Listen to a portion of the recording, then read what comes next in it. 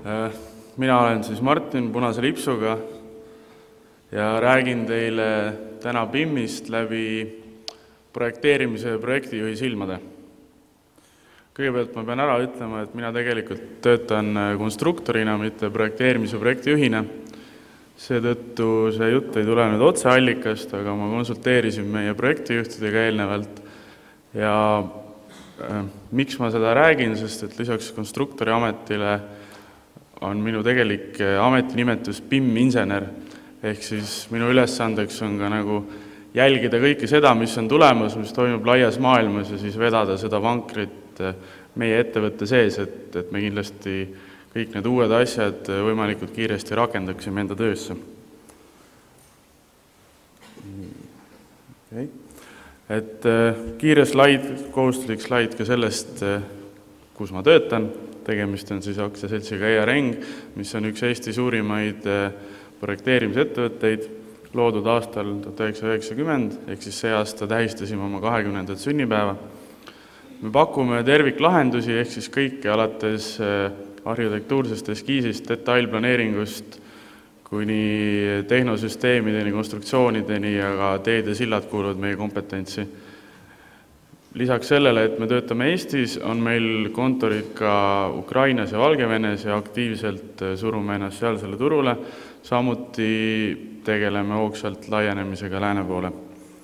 Ning juba mitu aastat tagasi otsustasime, et meie peame üle minema oma töös BIM-is projekteerimisele ja nüüd võime öelda, et selle aasta algusest juba kõik projektid, mida meie oleme alustanud, teeme me täielikult BIM-is. Nii palju, kui see tänavasel päeval võimalik on. Millest ma siis räägin? Ma analüüsin projekteerimisprotsessi läbi BIM-i prisma etappide kaupa. Räägin natuke nendest probleemidest, mis takistavad meil seda ideaalset olukorda saavutamast. Üritan välja pakkuda ka mõned lahendused, kuidas neid probleeme lahendada, et mitte ainult vinguda ja näidata näpuga, kui halvasti kõik on. Ja lõpuks väike siis kokkuvõtte ja siis küsimused tulevad kogu selle ploki lõpus. Ühesõnaga, ma nüüd käiksin läbi kõik projekteerimise etapid, nii nad nagu meil praegu standardiga ette on antud, alates eskiisprojektist lõpetades tööprojektiga ja räägiksin kõigepealt sellest, mis oleks ideaalne olukord, mida oleks võimalik BIM-iga tänasel päeval saavutada. Ehk kui meil enne räägite, et BIM hakkab peale juba kõige varasemas staadiumis, ehk sellest, kui arhitekt hakkab tegema eskiisi, siis see on tegelikult varem. BIM kui protsess hakkab peale ammu enne seda, kui üldse tekib mõte, et peaks hakkama maja projekteerima. Sest et on oluline, et kaardistatakse aktiivselt kõike seda, mis toimub olemasolevates hoonetes. Näiteks, kui me võtame mõne haigla näite, siis on oluline, et üks haigla teaks, mis tema majas toimub, millised ruumid tal on, kuidas need töötavad, mis on hästi, mis on halvasti. Ja et see informatsioon oleks pidevalt täienev, uuenev ja tekiks mingisugune andmebaas sellest. Ja ühel hetkel, kui otsustatakse, et nüüd me ehitame uue hoone, uue korpuse, siis saab võtta selle informatsiooni aluseks ja selle baasil panna kokku lähteülesande. Ja see lähteülesanne tänasel päeval ei tohiks olla mitte enam üks Exceli tabel või PDF ruumikaartidega, kus on kõik kirjas, mida on teha vaja, vaid see võiks olla juba dünaamilises andmebaasis, mis on kõikidele projekti osapooltele ligipääsetav, kuhu saavad inimesed teha täiendusi, kus nad saavad seda infot reaalajas kätte, vajadusel välja printida PDF-ina või mis iganes, aga kõige olulisem on see, et BIM projekteerimise programmid, mida kasutavad arhitektid ja insenerid, suudavad suhelda selle andmebaasiga. Kui arhitekt hakkab tegema eskiisi, siis programm genereerib talle automaatselt valmis ruumid. Ja neid ruume hakkab ta siis omavahel kokku sobitama, lähtuvalt oma arhitektuursest visioonist, aga lähtuvalt ka sellest näiteks, millised peavad olema seosed ruumide vahel. Kui seosed lähevad paigast ära, siis selle kohta annab programm jällegi veateate. Näiteks selle pildi peal on näha just nimelt ühe lastehaigla kavand ja siin on siis värvidega ära näidatud siis erinevad ruumid ja nende funktsioonid. Samas saab seda vaadelda niimoodi, et kas kõik ruumid on piisava suurusega. Et kõik, mis on õige suurusega, on rohelised, mis ei ole, on punased ja nii edasi. Et see on nagu arhitektil võimalus visuaalselt oma silme ees näha, kas asjad on paigas või mitte. Niiviisi. Seejärel siis arhitekt hakkab tegelema juba kolmemõõtmelise eskiisi modelleerimisega ja lisaks sellele, et ta vaid selle mõõtmed paneb õieti paika, oleks mõistlik teha alguses esimeses faasis ära ka mitmed analüüsid, näiteks energiatõhususe analüüs. Et siin on konkreetselt pilt siis sellest, kuidas ühe hoone lõunakülgsetes ruumides on analüüsitud õhutemperatuuri päeval suvisel ajal, ehk siis kui palju päike kütab neid ruume ja seejärel saab teha juba otsuseid, et mida selle vastu ette võtta. Et samamoodi saab analüüsida siis päiksevalgust, varje, mismoodi hoone sobitub keskkonda, nii edasi, nii edasi. Ja see kõik toimub selle ühe sama mudeli baasilt. Ning lõpuks, kui arhitekt on eskiisiga valmis jõudnud, annab ta selle siis, esitab nii-öelda tellijale ja tellija saab kontrollida, et kas see asi vastab tema lähteülesannetele. Kui me kujutame ette sellist tüüpolukorda, kus mul on, ma ei tea, 200-300 ruumi erinevate parameetritega ja siis see ükshaaval joonise pealt üle käia on üsna keeruline ülesanne. Aga tänapäeval suudavad arvutiprogrammid selle kontrolli juba ise ära teha. Näiteks võib tuua Norra Rahvamuuseumi arhitektuurikonkurssi, mis toimus vist 2 aastat tagasi juba. Ja seal oli samamoodi arhitektil nõudeks esitada eskiis BIM-mudelina, need lasti siis nii-öelda arvutist läbi ja kõik mudelid, mis ei vastanud, sellele heideti kohe kõrvale. Ja seega 200 konkursitööst elimineeriti ühe päevaga 150. Teine asi on siin näiteks see, et kui me ehitame haiglat, siis näiteks meie jaoks on oluline see, et me pääseks ratastooliga igale poole ligi. Ehk kui meil on nõue eskiisis ka töötada läbi mööbli paigutamine, me saame automaatselt kontrollida, et kas iga palati tagumisse nurka pääseb ratastooliga ligi või mitte. Ning kolmas, mis kõige olulisem on, ma võin öelda omast kogemusest, on see, et kui tegemist on mingi suure organisatsiooniga, kes endale seda hoonet tahab saada, seal töötab võib-olla 100 inimesi ja siis kogu selle informatsiooni haldamine, nendega rääkimine, nii edasi, mida täpselt nende enda töö kohta vaja on väga keeruline. Aga antud juhul on võimalus igal ühel minna konkreetselt oma ruumi sisse ja vaadata, kas kõik asjad on nii, nagu vaja. Et saaks vältida sellised olukordi, kui arhitekt joonistab klaveri ja klaveri ette ümmarguse klaveritooli ja siis tellija tuleb küsib, et miks klaveri eest post on. Niiviisi. Et see kõik oleks siis ideaalne olukord, mis on tänaste vahenditega täiesti saavutatav. Aga nagu me teame, siis ideaalseid olukordi ei ole olemas ja alati esitanud probleemid, et selle esimese eskiisi staadiumi kohta ütleme niimoodi, et mina ei ole kuulnud, et Eestis keegi midagi sellist teeks. Võib-olla ma eksin, võib-olla keegi on juba nagu ree peale jõudnud, aga ma küll ei tea, et kuskil midagi nii täpselt detailselt läbi töötatakse. Võib-olla kasutatakse ühte ja teist osa sellest, arhitektid oma eskiise kindlasti teevad juba kolmemõõtmeliselt nii edasi, aga just selle informatsiooni halduse koha pealt ma arvan, oleks meil vaja väga suured sammud edasi astuda. Ja teine probleem on loomulikult see, et kogu selle tarkvara soetamine, käigus hoidmine, nende inimeste leidmine, kes sellega töötavad, see maksab palju. Aga mis me siis teha saame? Et esimese probleemi lahendamiseks ega ei olegi midagi muud teha, kui tuleb ise puurida neid võimalusi, kellel on soov olla nii-öelda esirinnas ja siis ka anda sellest võimalikult kõva häälega teada. Ja teiseks on vaja muuta mõtteviisi, just nimelt selleks, et iga projekteerimise staadiumis kokku hoitud euro kindlasti tähendab iga projekteerimise staadiumis lisatud euro tähendab väga suurt kokkuhoidu eurodes ehitusplatsil. Ja teiseks on meil vaja spetsialiseeruda. Et ütleme niimoodi, et ei ole kindlasti näiteks kas ühel haiglal või televisioonijaamal või kellel iganes ei ole mingisugust motivatsiooni osta endale mingisugune kallis ehitus, informatsiooni haldamise programm.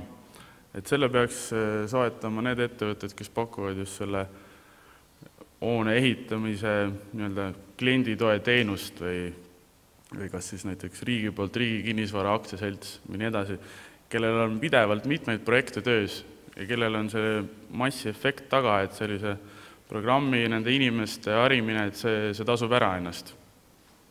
Ja siis teised peaksid jällegi kasutama just nende teenuseid, mitte üritama ise põlve otsas asjadega hakkama saada. Nii. Et lähme siit edasi eelprojekti juurde.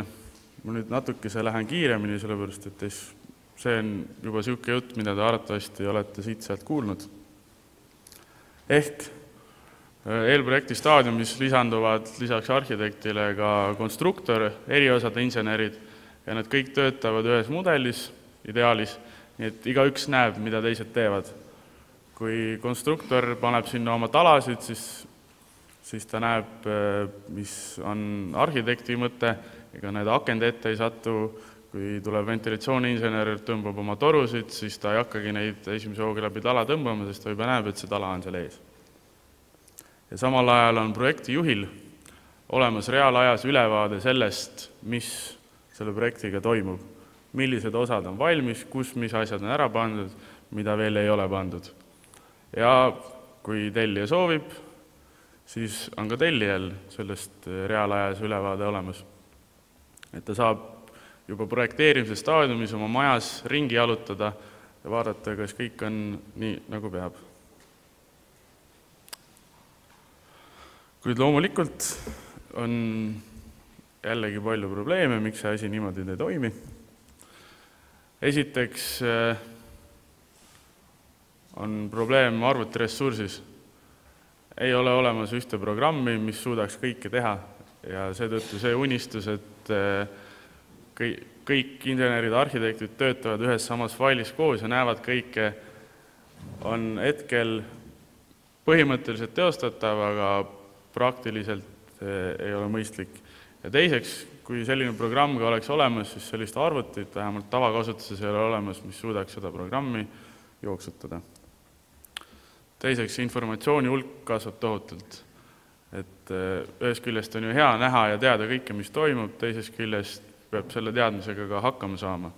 Pluss veel peab hakkama saama tellijaga, kes näeb juba algusest peale ära kõik asjad, mis nagu igapäevaselt toimivad.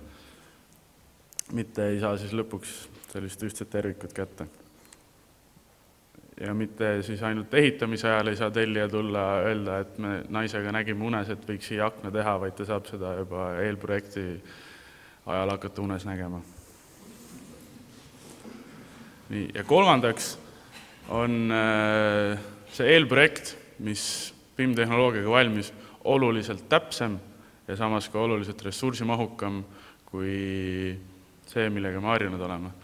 Et kui siin eelmistes presentatsioonides nägite, siis peaarhitektil ja peakonstruktoril kulub oluliselt rohkem aega võrreldes praeguse olukorraga ja samamoodi tehnikutel kulub vähem aega, siis see aeg, mis rohkem kulub, see kulubki nendes esimestes faasides ja see tõttu on see projekt ja selle projekteerimine ka oluliselt mahukam. Nii. Aga kuidas siis lahendada neid probleeme? Esiteks tuleb varuda kannatust, sest mina olen tegelenud umbes 2 aastat selle BIM-indusega ja selle aja jooksul on tõesti tehnoloogia areng olnud meeletu. Et see, mis 2 aastat tagasi oli vaid unistus, on tänaseks juba reaalsus, mis on täna unistus, on kindlasti paari aasta pärast reaalsus. Ja ma ütleks, et eriti veel tasuks silma peal hoida ka riistvara arengul, mis võimaldab tegelikult juba tänasel päeval näiteks mobiiltelefoni või tahvelarvutiga otse platsi peal neid samu BIM-mudeleid keerutada, mis mõni aeg tagasi tundus tõeline utoopia, et ega töömees ju endale arvutit platsil ei võta, aga täna on tal see arvuti seal juba taskus. Ja teiseks, kui ei jaksa teha tervet rehkendust, siis tuleb teha pool, ehk kui arvuti ei suuda korraga kogu projekti ühes mudelis jooksutada, siis tuleb teha seda juppide kaupa ja vaadata, et nad omavahel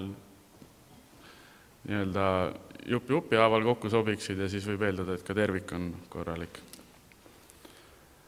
Teiseks, just nagu siin esimeses ettekandes oli näha, kõik need uued töömeetodid tuleb kasutusele võtta, kus inimesed ei istu enam kuskil eraldi oma osakondades, nokitse vaikselt oma arvuti taga ja siis paar päeva pärast õiget tähtaega tulevad joonistega kohale ja ütlevad, et töö on tehtud, vaid peab toimuma pidev koostöö inimeste vahel, pidev kommunikatsioon, pidev arutelu. Et võib-olla just inseneride vaatepunktist on võib-olla see üks kõige raskemaid asju, millega ära harjuda, sest et paljud vanemad insenerid on tõesti harjunud oma tööd tegema niimoodi, et nad istuvad maha ja siis kuu aega teevad ja siis tõusevad püsti ja siis ütlevad mõne sõna, kui üldse midagi ütlevad. Ja kolmandaks, me peame tegema kõvasti tööd selle nimel, et mõelda läbi kogu see protsess, kuidas me üldse midagi teeme, mis staadiumis midagi on nõutud, mis staadiumiks miski peab valmis olema ja millisel ajal keegi protsessi kaasatakse ja kui palju see kõik maksab. Ja näiteks mina arvan seda, et kasutades BIM-i ehitaja tuleks kaasata pärast eelprojekti kõige hiljem. Parem on see, kui seda tehakse varem. Nii, rääkides siis põhiprojektist, ideaalne lahendus jällegi, modelleeritakse täpselt kogu hoone geomeetria. Kõik põhielemendid, mis on seal sees, on oma täpsete mõõtmetega, täpse informatsiooniga, et kui mul on seal mingi 40 toru tala, siis ta on oma täpse pikkusega, täpse kujuga, ta on täpselt terasest S355, nii et kui sealt mingisugune informatsioon mudelist välja läheb, siis sellele saab hinnalipiku kohe külge panna.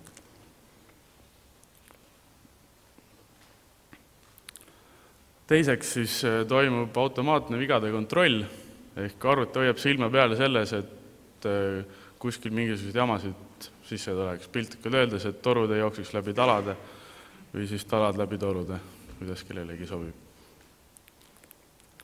Ja kolmandaks, nii kui sinna mudelisse insener midagi sisse paneb, on seda võimalik jälgida ka tabelikujul, mis seal sees on, seda informatsiooni sealt kätte saada, ehk siis esimesest päevast peale saab hakata peale eelarvestamisega.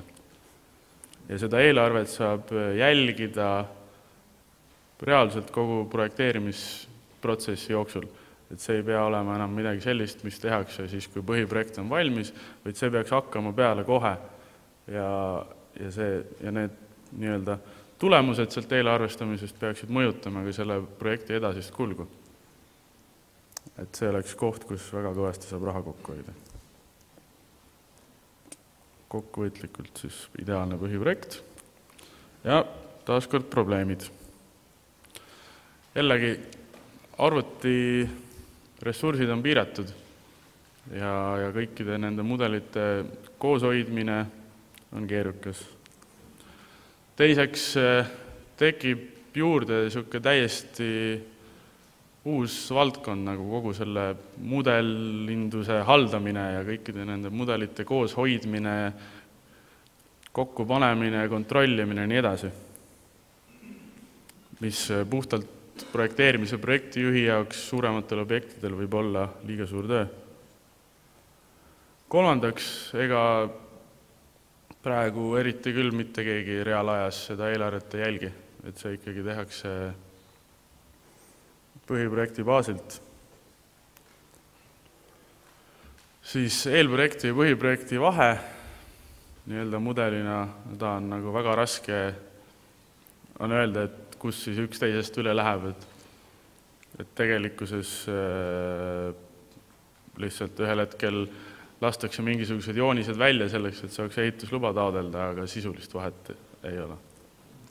Ja kolmandaks tuleb põhiprojekti lõpus genereerida igavene hunnik jooniseid, millega reaalsuses kellelgi pole midagi peale hakata. Mina olin eile õhtul kella 9 tööl sellepärast ja lähen sinna ka täna, nii et ka see on üks probleem. Nii, kuidas seda siis lahendada?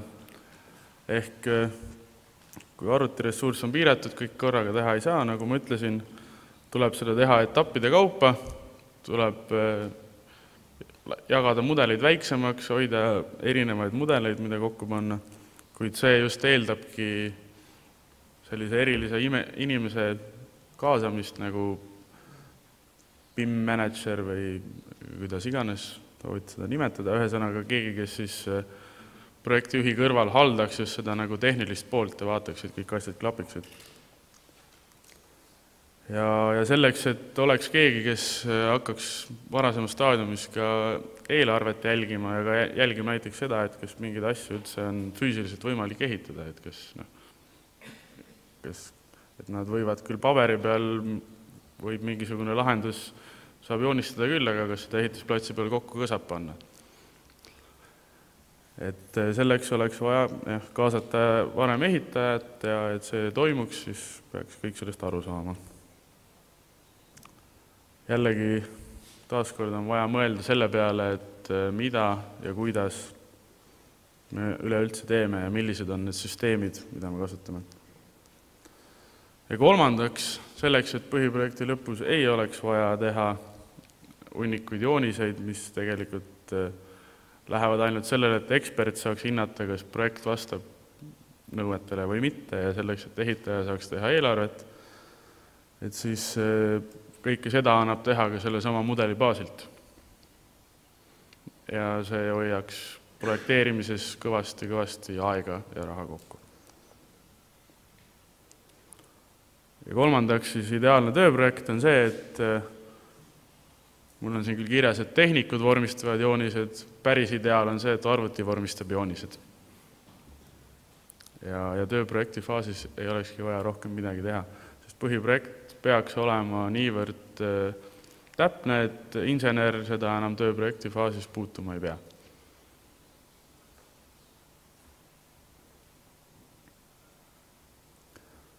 Millised on probleemid? On see, et kuna näiteks teisel pool lompi see olukord ongi selline, et insenerid lõpetavad oma töö põhiprojektiga, tööprojekti staadiumis tegelevad sellega juba kas ainult tehnikud või üldse täiesti eraldi firmad, kes neid tööjooniseid vormistavad või teeb seda ehitaja, mis iganes, siis ka need programmid, mis tulevad teiselt poolt lompi, eriti ei oma võimalusi tööjooniste vormistamiseks. Teiseks on see, et need tänased põhiprojektid, mis me teeme, ei jõua kunagi sellisele tasemele, et ilma inseneri kaasmata saaks minna lõpuni tööprojektiga. Mis on siis lahendused, kas siis kasutada kallimat tarkvara, millel on need nii-öelda tööjooniste vormistamise, hõlbustamise vahendid sees. Ütleme nii, et tööjooniseid saab vormistada iga BIM-programmiga. Küsimus on selles, et kui palju see aega ja ressurssi nõuab.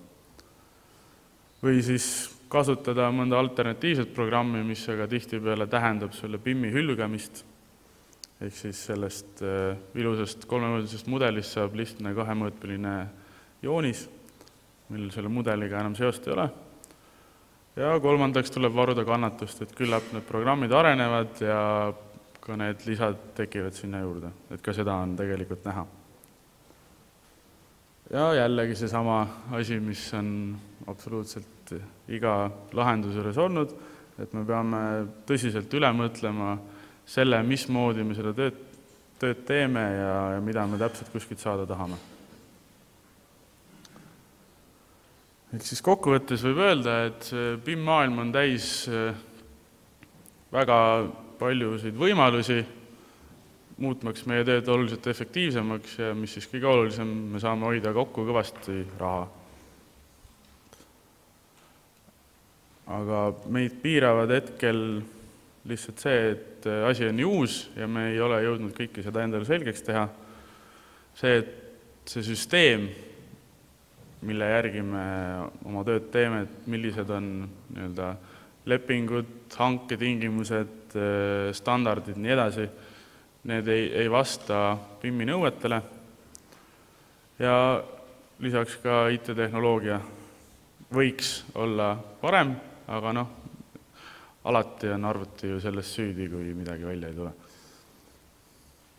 Ja mis siis lahendus on, et tuleb lihtsalt, kes tahab olla teistest ees, see peab ise seda asja surkima ja puurima ja uurima. Tuleb olla valmis ülgama vanad sisse töötatud rajad ja otsima nende asemel uusi ja paremaid. Tuleb spetsialiseeruda, et ei saa enam olla efektiivne tehes kõike ja osates kõike. Et pigem tuleb osata mingisugust asja väga hästi ja teada teistest asjadest võimalikult palju. Tuleb teha hästi palju koostööd, sellepärast et BIM põhineb ainult inimeste vahelisel koostööl. Kui seda ei ole, siis on see surnud raud. Tuleb olla kannatlik, et kui esimene kord ei õnnestu, siis õnnestub 3. korral. Ja miks ka mitte ei võiks Eesti targemad pead ja kiiremad sõrmed ka omalt poolt IT-tehnoloogiasse midagi juurde anda. Ma arvan, et just niisuguste andmebaaside, info haldamise ja kõige selle koha pealt oleks meil kindlasti võimalus ka ise jalg ukse vahele saada. Tänan ja küsimused tulevad siis kõige lõpus. Aitäh, Martin! Ja panul siis järgmise noore seksika mehe, nüüd küll hallilipsuga.